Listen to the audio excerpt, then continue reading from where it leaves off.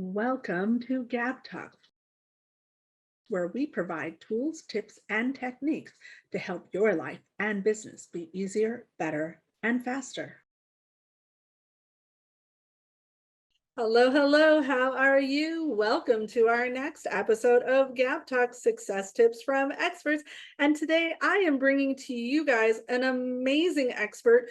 I've had a fabulous conversation with him, and you guys are in for a treat. Welcome to our show, James Hipkin. Hey, Gabriella, it's wonderful to be here. Well, it's wonderful to have you. So let's just jump right in and start with telling everybody all about your expertise. Well, I'm a long time, 40 plus year career in high-end marketing and advertising that has taken me across 4 different countries and 3 different continents. So I've had the great fortune to work with a lot of high-end brands, things that you'd recognize, and done some very large programs for those brands. And it's given me knowledge and experience that I just love to share and take the principles from the things that I learned with these big budget clients and then communicate those principles to people in order to make their business and marketing more effective. Absolutely. I love that you do that. And I love the conversation we just had about that. So speaking of, will you please tell us a little bit about your background and your history? Because you have quite an interesting story that got you to where you are today. It's been a checkered road, I'll tell you. It's been an awful lot of fun as well. I grew up in a farming country in eastern Ontario, just south of Ottawa,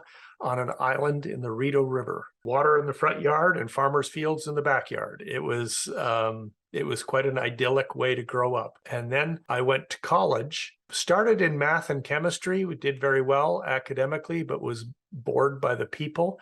And I'd always been a musician, high school bands, orchestras, that sort of thing.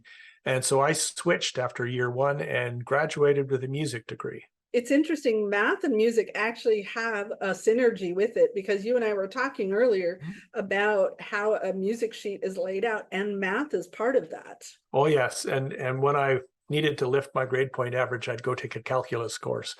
I mean, it's very much, and that's it's funny that you bring that up because people ask me, well, how did music get you into marketing and advertising? And truthfully, music as it's written down is a very logical, linear, disciplined Mhm. bars and notes and beats and chords. But in order to make music beautifully, you have to interpret it laterally, interpret it creatively. Right. And that's the balance between left brain and right brain. And successful people in marketing and advertising, and it's quite common in musicians, having an equally balanced left brain and right brain. It's interesting because I've talked to people about that. My 14-year-old, I've spoken to her about the concept that, I did accounting for years and people think it's math, and it's not, it's logic. Music Mhm. is a very logical process, and Right.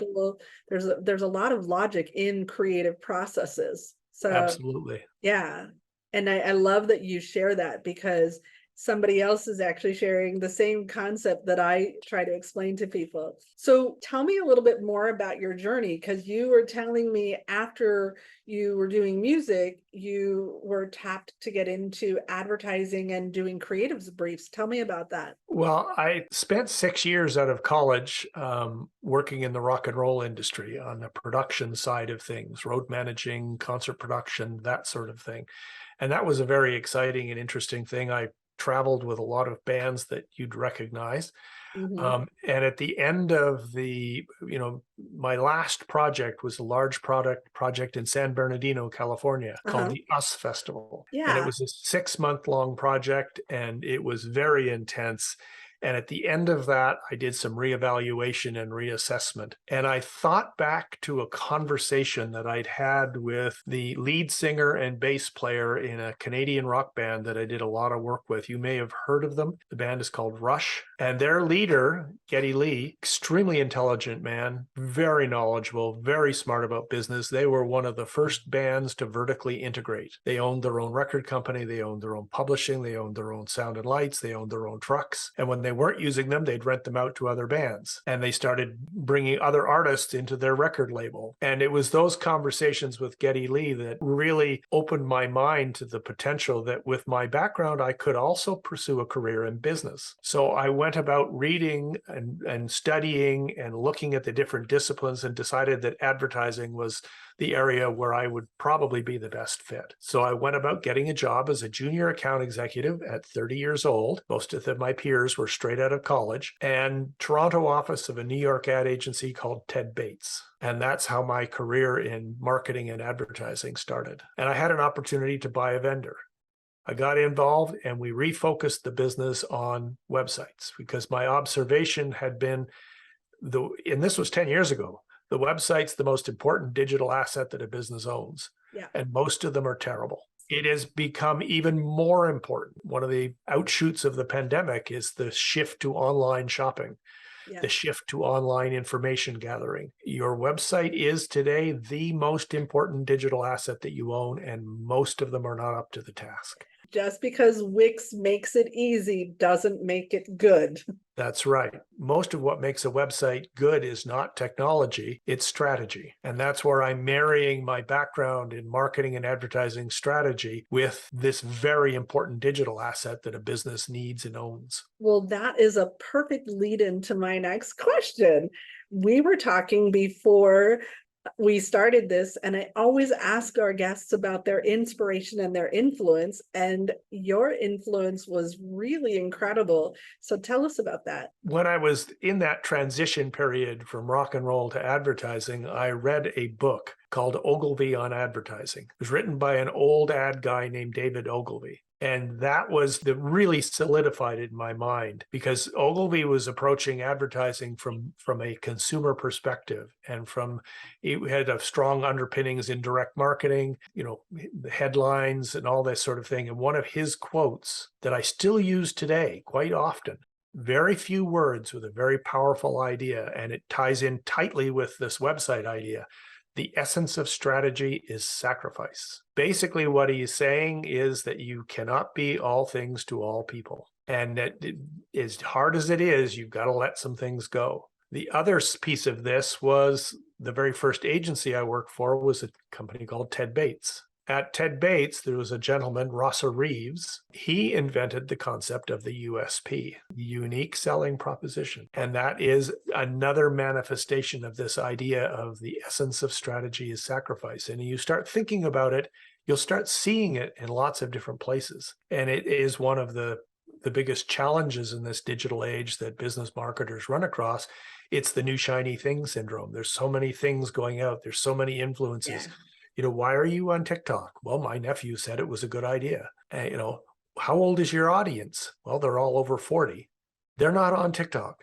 There are a lot of people that are using TikTok for business, but I totally agree. Like, you have to know how to, and you're right, like trying to diversify. I find it really important to diversify your messaging, but at the same time, that doesn't mean go to 80 different places. Like, you got to figure out what works and what your audience is going to receive. Right. Be where your audience is. So will you please tell us again the name of the book? And then, because I actually was thrown off, will you spell his last name for us? Ogilvy on Advertising. Ogilvy. Great. I will get the link to that and we'll put that into the notes and in description so you guys can scroll below and click and get a copy of that for yourself. Hello, awesome listener. Thank you so much for joining us today at GabTalks Success Tips from Experts. We're going to take a short break and say thank you to our sponsors.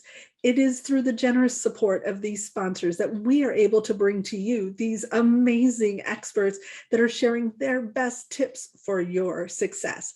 So please listen to what our sponsors have to say, and hopefully they're going to inspire you that you're going to click their links and go support them. It's time to take a vacation from processed foods.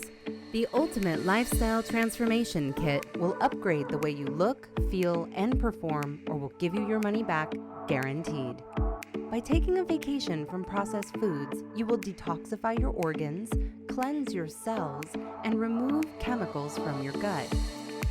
And once you begin to nourish your cells and balance your hormones, you may notice increased energy, lower stress, deeper sleep, heightened mental clarity, improved digestion, and sexy lean muscle.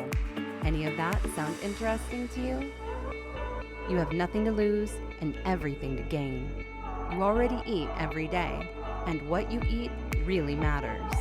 This is your chance to upgrade your food, upgrade your health, and upgrade your life.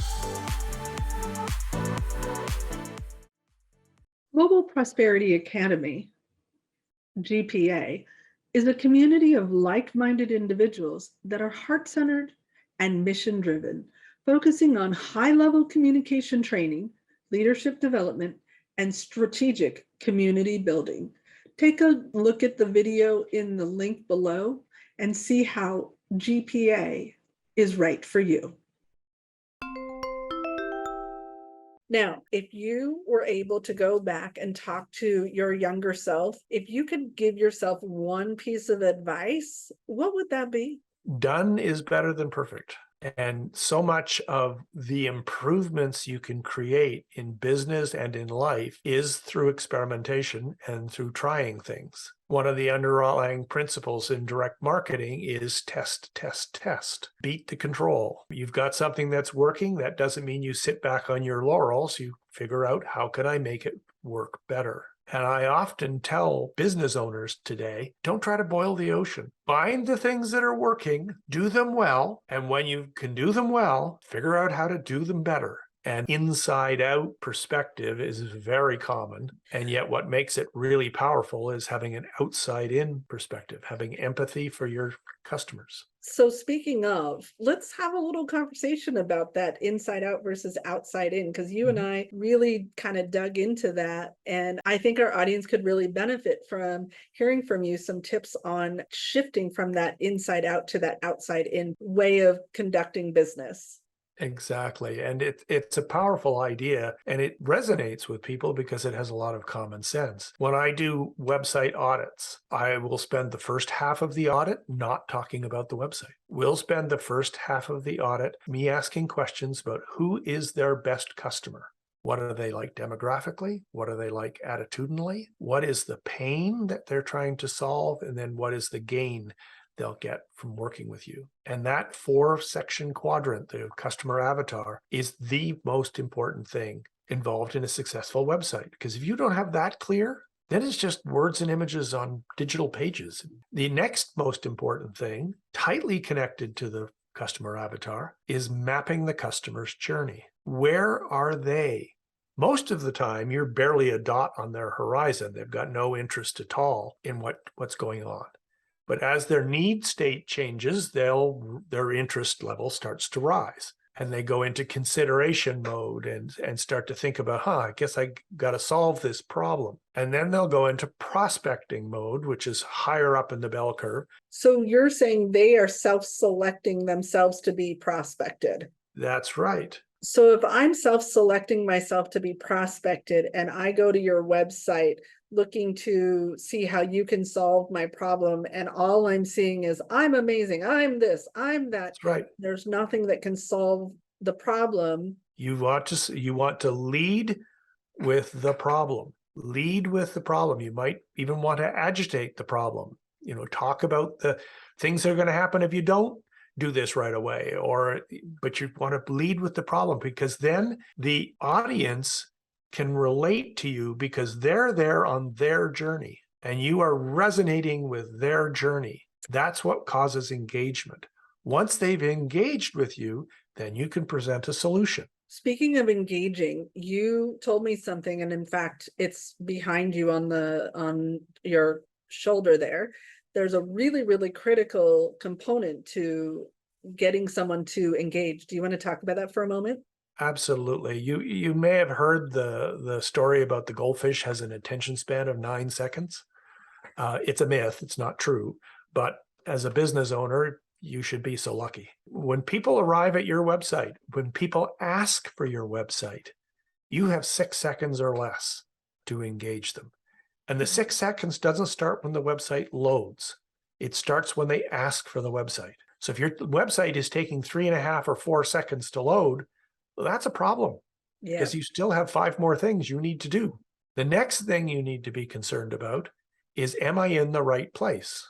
And that's about logos. That's about color palette being consistent from what their experience has been. Fonts are consistent. There's a lot of subtleties here. But a very obvious and common mistake that I see, coaches and professionals are out networking and doing social media and talking and establishing their authority, all good things, but they're establishing all this around their name. People arrive at the website and they see some fancy, well-designed, beautiful logo that's got nothing to do with the person's name. Suddenly they're thinking about, am I in the right place? Is this where I'm supposed to be? And you don't want them thinking about this. This is a checkbox that you want instantly. Yes, I'm comfortable. I'm in the right place. Then they can move on to the next thing. So we've got, make sure the page loads fast. Second is ideal. Less than a second is even better. 1.5 seconds you can get away with, but if it's more than that, you've got a problem. Make sure that you can tell them that they're in the right place. Then give them a benefit-oriented reason to stay. This is the conversation around lead with the problem. The next thing you want to do once you've established the problem is present your solution. And then below the solution, you provide reasons to believe. And that's where you get to talk about yourself. But that hierarchy is really important. Lead with the problem, agitate the problem, solve the problem, and then provide your credentials or testimonials or logos from companies you've worked with, all those sorts of things that provide what I call reasons to believe that your solution is legitimate and can be delivered. On each episode of GabTalks Success Tips from Experts, we like to highlight a hero sponsor who is a business that chooses to highlight a do-good organization in their own community that is bettering the world. Today's hero sponsor is... Hello, I'm Deborah Thorne, the Information Diva, author, coach, trainer, speaker, and the proud host of the Leverage Conference for speakers, authors, and entrepreneurs. Today, it is my pleasure to highlight one of my favorite nonprofit organizations, Demo Chicks. Demo Chicks empowers, elevates, and enlightens girls and young women in the non-traditional fields of architecture, construction, and engineering. For more information about Demo Chicks, please use the link below. Thank you for your support. So there's a phrase that says, doing things like this is simple, but not necessarily easy. And in order for it to be easy, the person they need to talk to is James Hipkin. So how does somebody get a hold of you? Well, 6secondsorless.com will take you to a landing page that will talk to you about these ideas and give you an opportunity to book a complimentary website audit. And we'll get on a 30-minute Zoom conversation and we'll go through the 6 ways to engage website visitors in 6 seconds or less. And if we wanted to look you up on LinkedIn or Facebook or anywhere else like that, we can do so? Absolutely. I'll provide all of the links and you can put them in the show notes. Absolutely. So you guys click the links below and reach out to James. It will be worth your while. The audit of your site is complimentary and you are going to gain so much value out of getting that audit. And again, it's very simple, but when you actually start to do it, it gets a little bit not so easy. And James makes it super easy for you. So reach out, talk to him, click the links below. Make sure that you subscribe to this channel and set your reminders so that the next time we air an episode, you get notified. Hey, thanks so much for watching. We hope you got value today. We want to give a huge shout out of gratitude to our contributors. Please make sure you click the subscribe button below and don't forget to click the bell up above to get reminders when we add new content.